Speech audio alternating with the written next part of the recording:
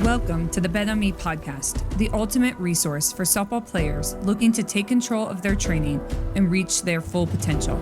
I'm your host, Krista Stoker, and on this show, we'll be discussing everything from taking a holistic approach to your training to data-driven strategies for maximizing and growing yourself, not only on the field, but off. At S2 Breakthrough, we believe that athletes should lead their own journey and push past any perceived ceilings on their talent. So join us as we explore the world of softball player development and help you bet on yourself. Because when you bet on yourself, you can't lose. Welcome back for another episode. I'm so excited about our guest today. We have the privilege of running across lots of people who sort of intersect into the softball space and are able to provide us good conversation and start to lead our sport in a good direction. So that's what I feel like I have today in Chelsea. So if you want to give the guest just a little background, your general background, maybe how you got connected to us, and then we can go from there. Yeah, sure. So my journey, I'll kind of bring it back to my collegiate journey. So I was a former Division I pitcher. I was fortunate enough to play at the University of Louisville. And during that time, I was fortunate to be a part of some really great teams, but I myself had a lot of adversities related to injury and just the processes of that. So I had multiple season-ending injuries, a career-ending injury, and just trying to figure out like where my next step was going to be and kind of who I was and what I wanted to contribute to the game. And so for me, my next step was actually coaching. So I coached collegiately for a couple of years and have so much respect for the coaches in the game who are working to push our sport forward. But for me, I decided that I wanted to take a slightly different avenue. So I ended up transitioning to PT school, got in and absolutely loved it from day one. And so for me, it was just something that I felt like I could give back to athletes that was very reflective of my experiences during my collegiate career. And then I found out really quickly that I loved research. So I was getting involved with many projects during PT school, both internally and externally. And so I found out really quickly that I wanted to be a clinician scientist. And so fast forward, I ended up going into a sports residency where I went down to ATI in Greenville, South Carolina, and was just inundated with wonderful mentorship, a ton of experience with treating overhead athletes.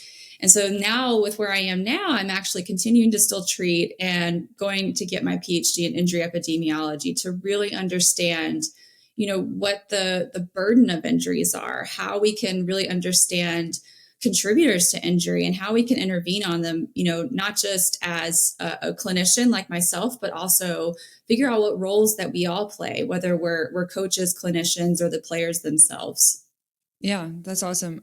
Obviously, at S2, we talk about injury prevention quite a bit as something that we sort of, maybe not knowingly, but as we keep assessing athletes and they come to our doors, there are things that we are, especially common themes that we're seeing and trends. And I think, we all know the old adage that softball is a natural motion and sort of workload hasn't really been talked about. So maybe just talk through, it doesn't necessarily have to be about pitchers, although it seems to be pitching is a little more of, because of the workload, a little more brutal on the body, but walk through even from the start of your, from the end of your collegiate career and your own experiences as you've gotten into this world.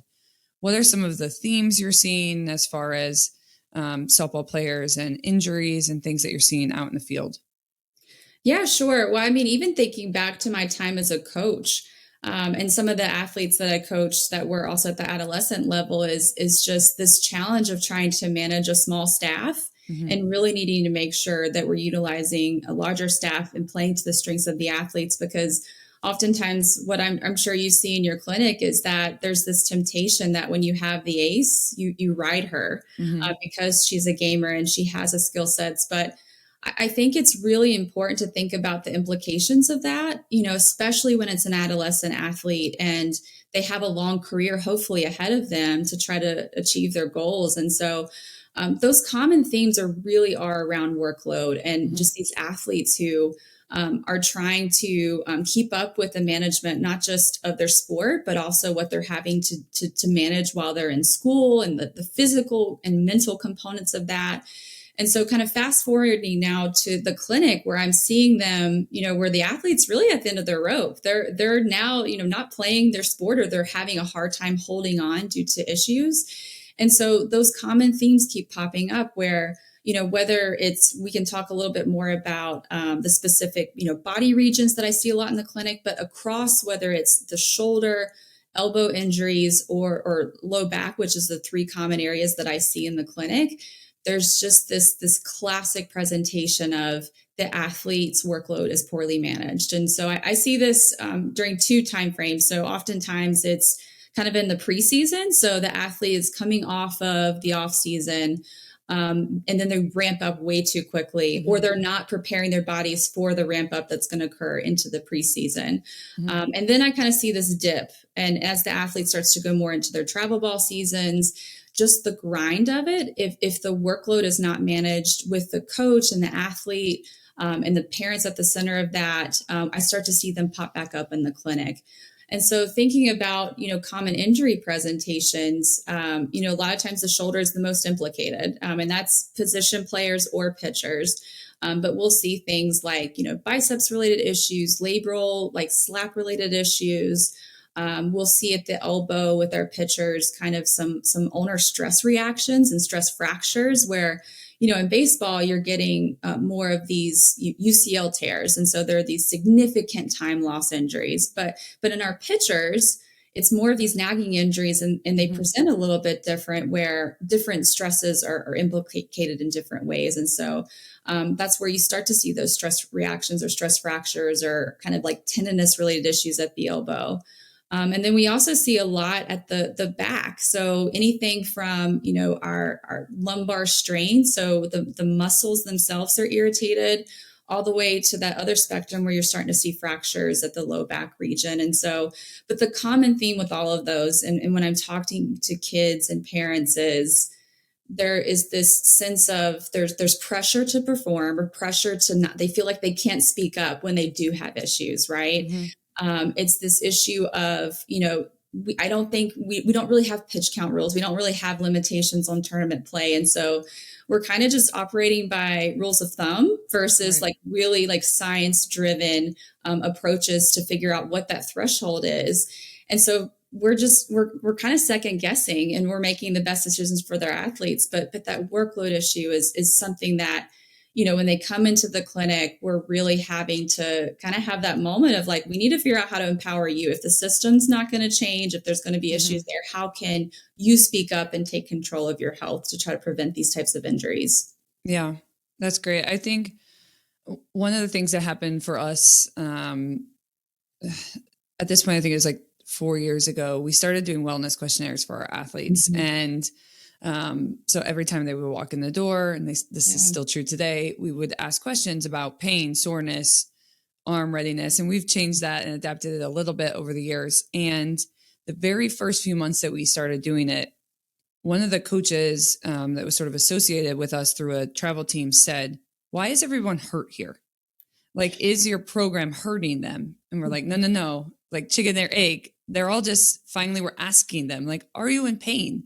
And it just so happens that they're all saying yes. And they haven't felt like they could say that before. And so I totally agree with you. I think that there's this space. And I think because the softball injuries tend not to be something like UCL, it's easy to ignore. It's easier to just be like, oh, my back's just nagging me. I don't need to tell someone about that. And teaching, one of the biggest things for us has been teaching our athletes that is feedback that your coaches need to know and they should be listening to, even if it doesn't necessarily mean you can't play, but modifying the way that you're training or how your workload is being managed is really important. So that was something very clear that we saw. It's just this, their instant reaction, unless asked, is to not say anything, because they feel like that's what they're supposed to do, or they, are taught to be tough or work through it, or, they don't take it as something that should be shared. So that's definitely something that we see very much in our athletes as well, which is kind of an alarming trend, I think. Yeah, absolutely. And I think to your point about it's not as common or it's not as apparent as Mm-hmm. these more severe injuries. And I think that's also reflective in the literature too. So a lot of the data that we see is based off of time loss injuries. Mm-hmm. When really what we're seeing in our sport is, yeah, we have time loss injuries, but it's oftentimes the athlete is just having to modify what they're doing and then they're not reporting it. Right. So I think it's finding ways to better capture this is really important. And I think the other aspect of that too, when we're talking about workload and kind of listening to what you guys do around the wellness questionnaires, is recognizing that, workload is complex. I don't think we always really define it well and what all goes into that. But it's not just the athlete that's in the clinic or that's working with the coach, and you're seeing these changes and how their body is responding to pain, whether that's range of motion deficits or lumbo-pelvic control issues or weakness. There's many levels to it. Yep. It's how is the athlete interacting with their coach?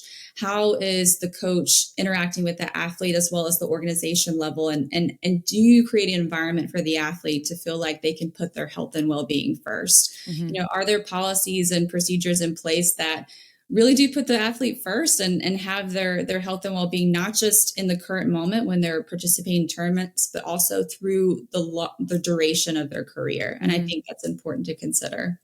Yeah, maybe let's go into that a little bit, because this is something we definitely see, and it is complex. And so I think it's really hard for people to understand when we're talking about workload management. I think some of the things people will go to is pitch counts, which obviously we don't have in softball, but it's something to think about and look to. We'll go to like rest. So taking full time off. I think, to be honest, I think those are kind of the extremes right now that people see. And so some of the things that we often see is there will be people or coaches who want to do this, and they're like, okay, I'm going to help this athlete. Let me do workload. And so they'll be like, just shut down completely and then pitch on the weekends, or, there's or don't lift, definitely don't lift, because we're trying to rest your body. And so I think that this like complexity, I thought of that when you were talking about these spikes, this complexity of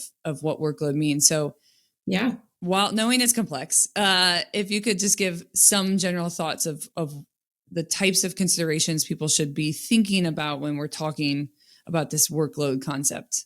Yeah, absolutely. There's multiple facets to it, and you touched on two of them, right? So in the event of pitchers, it's pitch count, but just thinking about repetitions. So counts is one aspect to that. How many repetitions is the athlete undergoing? The second piece of that, I think, is the intensity at which they're operating. So that may be like, is the athlete, let's say it's a pitcher, is she throwing max effort from the mound every single time she goes out during her practice routines? We know she's max effort in a game.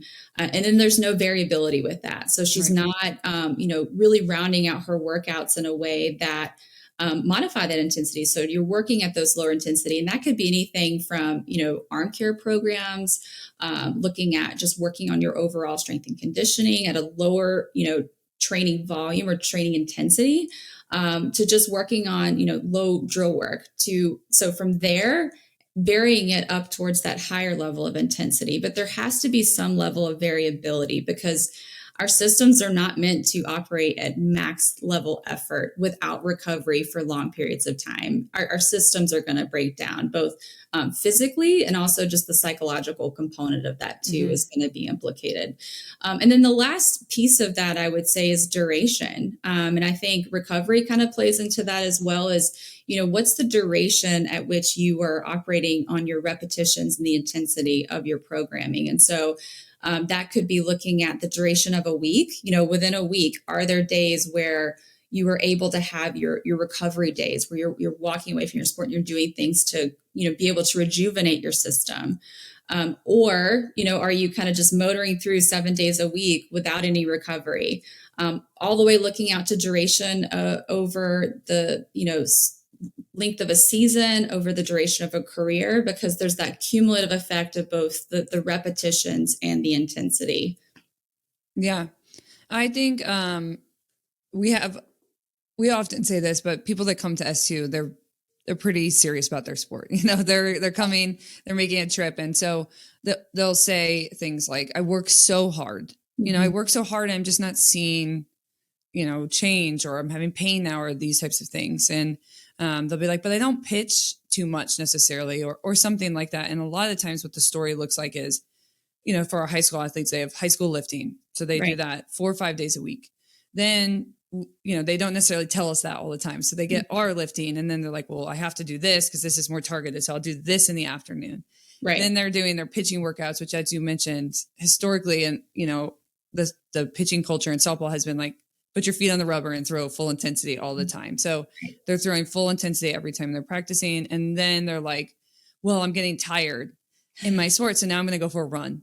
And so when you add it up, it's like, I know that you don't think you're throwing a lot in that, but there's literally no time for your body to recover in those windows. And that's a story we just hear over and over. They're really scared to take a day off because they just don't think that they're supposed to be doing that, or the system's not built for them to do that. And that's a really uphill battle for us to keep fighting with these athletes, which is not only for your recovery, but also workload management is about performance. So you're never going to go up in velo if you're just like sitting constantly fatigued and tired all the time. Absolutely. Yeah. And I think this just more is better approach is it's been in our sport for a while now. And we know that like we're not able to recover and perform at our best. And I think also just from a clinical standpoint, I think somehow reframing that for the athlete to see, we're motivated by performance, right? As athletes, like I look back over my, injury experience, I was not thinking about the long-term implications of my injuries. Like I wanted to get back on the field and perform at my best. And I think finding ways to reframe that too around, rest and recovery is going to allow you to perform better. Like making sure that you are getting enough, caloric intake, that you're taking care of your body, your sleep hygiene looks really good.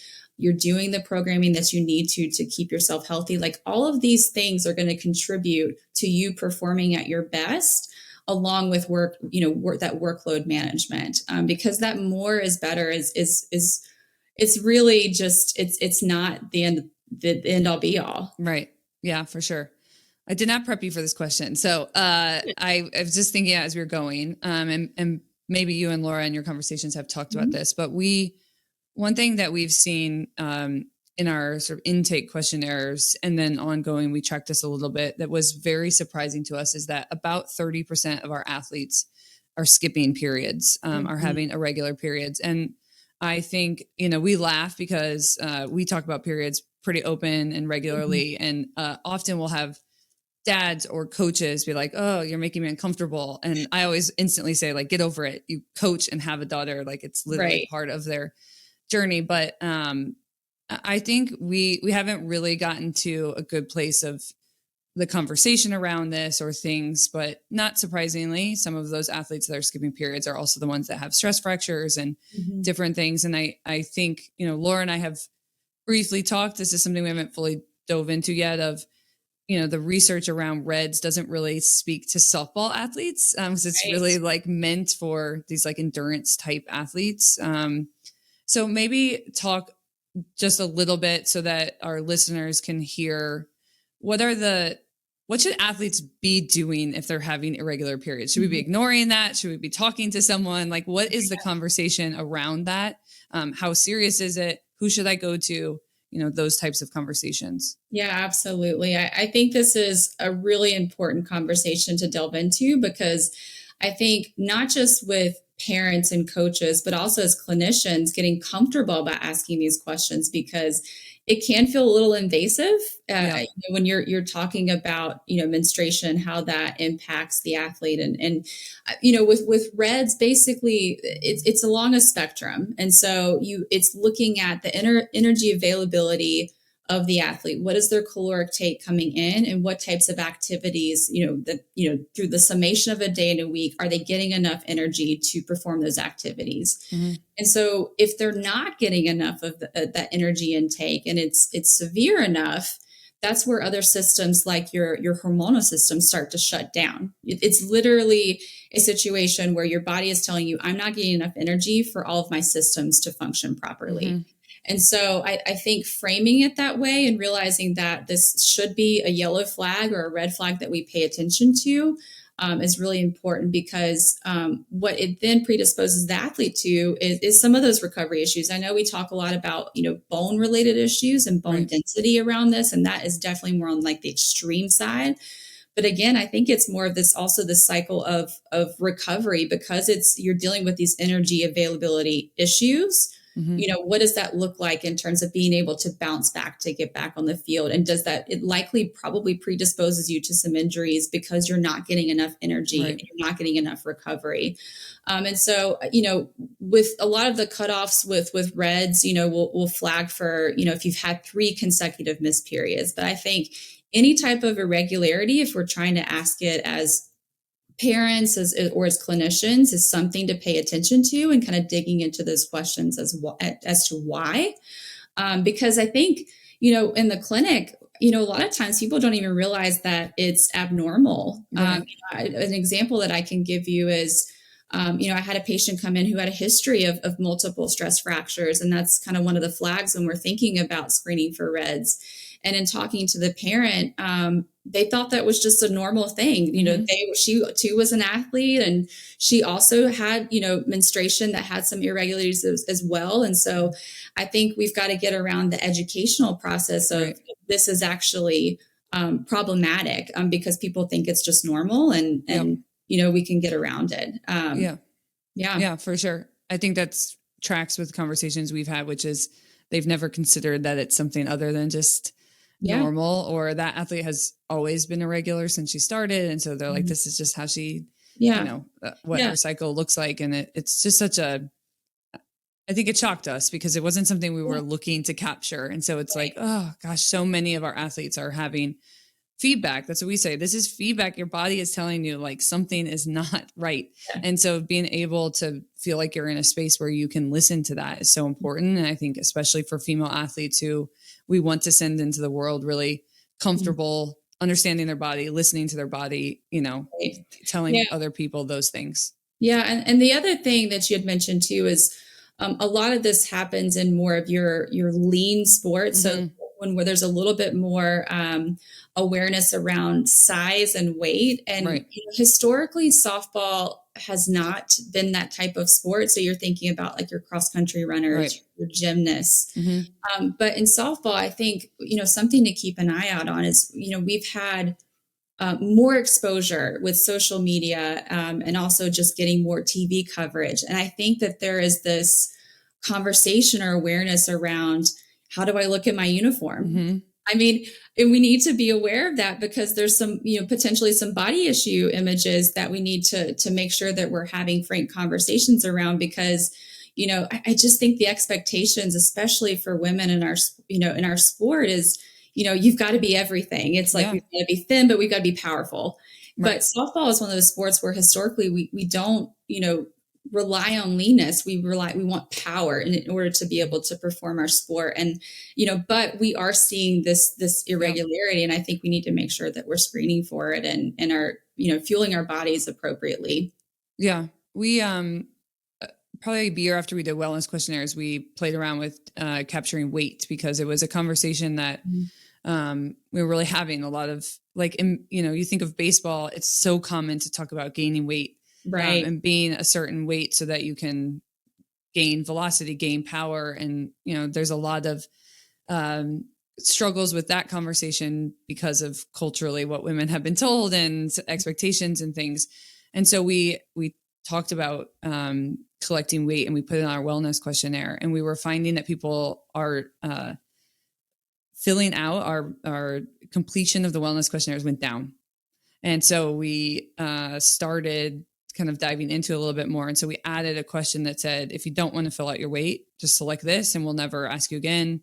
And more than 50% of the athletes starting at age 13 checked that box. They were not interested in like sharing their weight with us. And I think that's just a conversation that we have to keep having, which is that's fine, but there's an underlying thing there. And being able to talk about energy and food and all of these things with them, always knowing that that person's perception has a lot of, there's a lot of barriers for you to get what you're saying through to that person with everything that those teenage athletes are facing. Absolutely. Okay. Well, kind of one more question to wrap up. So obviously you and Laura have started having conversations about the research that's out there for pitchers in particular and workload and injuries. And so maybe talk a little bit, just what is the overall landscape look like for softball specific research, female athlete specific research? What are we starting with right now? And sort of what's the vision of where we go and how we sort of help answer some of these questions that we have? Sure. Well, I can say with where we're starting from, a lot of the research that informs clinical practice and trying to prevent injuries and keeping athletes healthy is really comes from baseball. Mm-hmm. And so if you think about there's a lot of similarities to our sport, but there's absolutely so many differences, both physiologically and the demands of our sport that are different. But a lot of what we work with right now is with baseball. And a lot of that is within the clinical measurements, like looking at how athletes are moving. But then on the biomechanics side, it's just trying to figure out, how can we combine the clinical measures with how the athletes are moving and how does that present in terms of performance and injury? I think we're in this position where we're measuring these things separately, but figuring out how to develop research that combines all of these concepts together to see what the outcomes are is going to be really important moving forward. And I think, with the landscape of research, especially in female athletics, funding bodies are just different. Right. We have different types of opportunities. And so we have to think about ways to be really innovative. And so with that, it's really important moving forward that we are finding organizations, whether that's the tournament organization level or governing bodies, travel ball organizations, different schools to work with, where we're all coming together to try to solve these problems. Because I think we're getting to that point, if we really want to ask really meaningful questions around performance and injury, that's really difficult to answer. There's a lot of factors that have to go into it, not just clinical measures of biomechanics. And that requires large sample sizes of athletes coming together to contribute to research. And so, my vision for the future is that we find these ways to collaborate with academic institutions, with our tournament organizations, with, people like yourself who are really motivated to look at this holistic picture of the athlete. And then I think the last thing with that is, with that multi collaboration, is just finding ways to create these feedback loops. And so oftentimes what happens is, sometimes we'll produce research that is wonderful findings that gives us information on how to, what these contributors to injury are or what these, contributors to performance are. But then we got to get it back to the individuals who are actually participating in these studies so that we create this kind of feed forward loop where the people on the ground are informing the questions and the people on the ground are also getting the answers from those questions. Right. So it's creating these multiple states of collaboration and being able to provide that information where we're all working together. Yeah, I think that's great. And I think it will help so much too, to even keep getting some of this information in different clinicians and coaches' hands. They are empowered to really help the athletes more. One of the things that we reference is that a lot of our athletes that come out of PT, their return to play program is overhand throwing. This is something that we joke about all the time because they're pitchers and sometimes they're just pitchers and they really they're going to throw overhand twice, So the fact that kind of just showcases where we are. And as we work to get into this research that really helps us help these athletes more, it's going to be really powerful. And I think you're so right of continuing to get that information out there. So I'm super excited for that to keep growing. And we always call people to collaborate in here. I think we ended some of our, the podcast about the high school season, all these things, which is, it's going to require a lot of people to move in the right direction for us to really impact these things. And I think you and I are both using the terminology of problem. And I think for people to know, it's not, not to scare people, but there is a problem with injury right now. And we have to really talk about it and try to solve it together. Yeah. And I think it's also too, one of the projects that we're working on right now is an athlete health and well-being survey. I think Yes, it's identifying problems of what we could do better, but I would hypothesize that there's so many benefits to what we do with participating in a team sport, Totally. that are we definitely need to highlight, because we need to highlight what we do well, but it's trying to figure out, where can we tweak and do better on concepts around workload, and how to better quantify that, and Mhm. how can we provide more resources. I think, just because we label it as a problem, it's more of how can we direct it in the right direction Right. to really grow and move our sport forward. Yeah, for sure. Well, thank you so much. This is an awesome conversation. I think it'll be super helpful to start these conversations with our community, and we'll just keep looking to grow and learn. And hopefully in a year we have you back on and we've, continue to move steps forward. Absolutely. Thanks for having me. Well, S2 Nation, thanks for joining another episode of the Bet on Me podcast. Go out today, bet on yourself, and remember, when you bet on yourself, you can't lose.